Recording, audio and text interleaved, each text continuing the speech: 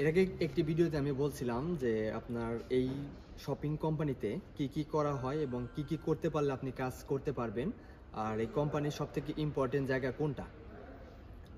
তো আজকে আমি দেখাবো যে আপনার লোকেশন বিষয়টা কি।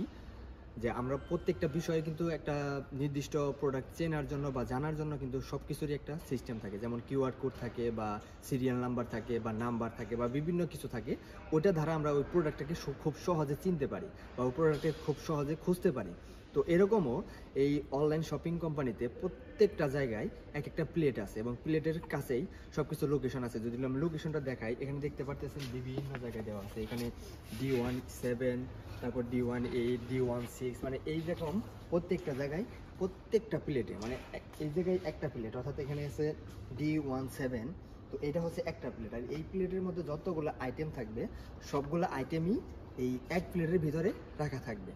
তো যখন এই অনলাইন শপিংয়ের যারা চারিবারাং করতেছে বা যারা মাল খুঁজবে, প্রোডাক্টগুলি খুঁজবে, তারা যখন স্ক্যানারের মাধ্যমে যখন এই প্রোডাক্টগুলি খুঁজতে যাবে, তখন তাদেরকে এই লোকেশনগুলো দেখাবে যে কোন লোকেশনে এই আইটেমটা রাখা আছে। তো তারা ওই অটোমেটিকলি সেই লোকেশনে এসে মালটাকে খুঁজবে, খোঁজার পর সেখান থেকে তারা নিয়ে যাবে।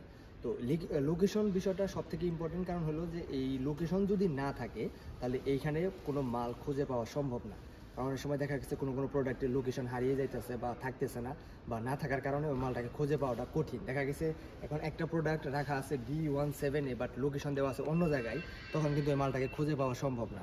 তো এই জন্য আমরা অনলাইন শপিংয়ে যারা এখানে কাজ করি, তারা মূলত এই লোকেশনটাকে মানে কোনো প্রোডাক্টের লোকেশনকে মা বাবা বলে থাকে, যে তাদের মা বাবা হচ্ছে তাদের লোকেশন। যদি মা বাবা ঠিক না থাকে তাহলে তাদের মাল মানে প্রোডাক্ট খুঁজে পাওয়া সম্ভব না।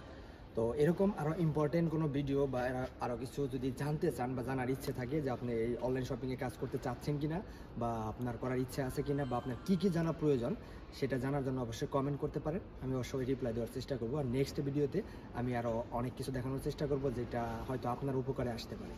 ধন্যবাদ।